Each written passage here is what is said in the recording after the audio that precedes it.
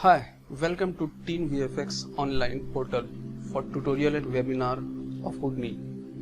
I am Utsav Tripathi, your Houdini mentor, teaching Houdini from last 13 years. Today we are going to learn the core concept of Houdini and its architecture. So what makes Houdini unique from other 3D program? Well, to answer that, I am going to explain you some basic and core concept of Houdini. Houdini is 3D animation special effect application developed by Side Effect Software, a 20-year-old company based out of Toronto. Houdini was designed for artists working in 3D animation and VFX for film, TV, video game, virtual reality and augmented reality. Houdini brings this world together into a single powerful platform.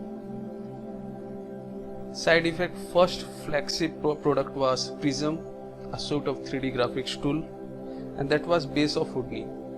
And Hello program of compositing application merged with Prism and become a solid Houdini program in 1996.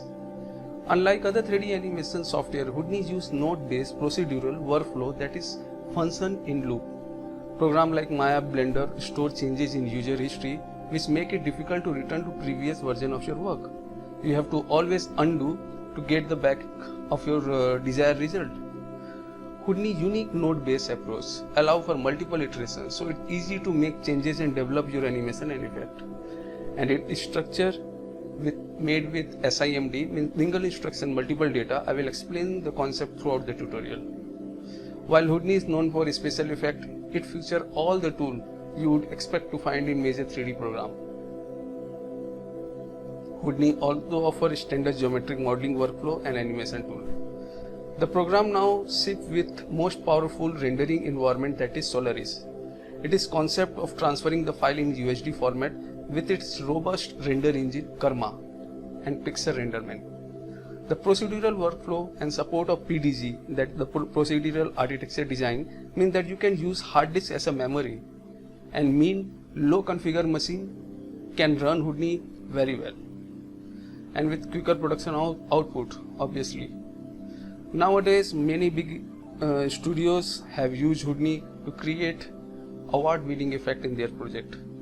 Disney is a notable user, having employed Houdini in the movies Frozen and Zootopia. And HBO, Game of Thrones, everybody knows that, utilize Houdini for most of its visual effect.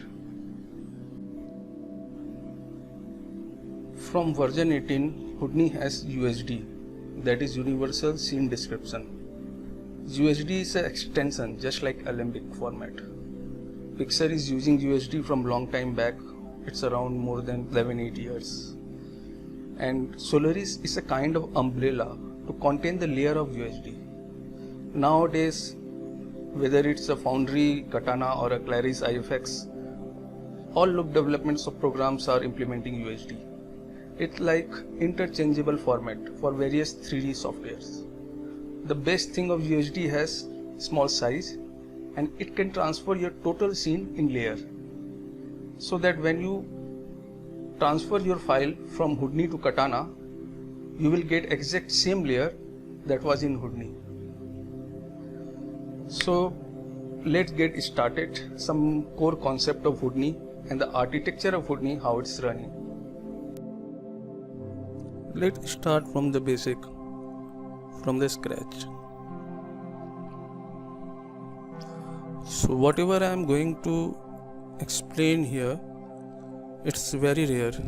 It's a core concept of Houdini. The window explorer, the way it works, Houdini context also work in the same way. I must say that Houdini is the most simple and object-oriented program, and totally it's a myth. People used to say that Houdini has a very hard learning curve. It's not like that. I will compare Maya, Blender, Cinema 4D and all these software are more tougher than Houdini. You can see there is a path over here of my folder. There is a user folder, then there is the Lisa desktop, and for class. And inside that folder I have a file all this. So there are totally 4 folders over there. And the same way Houdini create it context. You can assume this as a folders. I created a folder named Geo1. You can make it readable. Now I am creating another folder. There is a obj Geo1. Now I am creating another folder. So these are all networks in Houdini, and it works same like a folders. There's a new concept of LOP, that is light operators. We are inside that.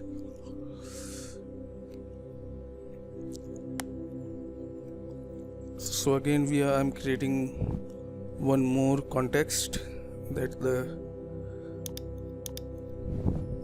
object level. So I started from the object and I end in object. So it's just like folder and subfolders and subfolders and subfolders. Now just like Window Explorer, we have a back option over here. You can go backward. Now thing is, we are currently in object context. So you'll get all the file that is related to object, and these are made for object context. So we are inside the geometry node. Geometry mean polygon, NURBS, particle, dynamics, volume. These all are geometries. So all the nodes for this purpose, you will get it inside geometry. You won't find this thing anywhere else or any other context. Now we are in compositing COP, we are inside. So you will get all the nodes or operator for compositing only. So it's just like Nuke. You have a node, you have a read node, you have a write node, you have a color correction node. So if you are familiar with Nuke, you can understand. So the difference between Nuke compositing and Houdini compositing is Nuke normally run on channels, that is RGBA, or you can make your own user defined channel. But Houdini run on pixels. You can modify your image, photos by manipulating the pixels. So it has more power controlling your image, manipulating your image.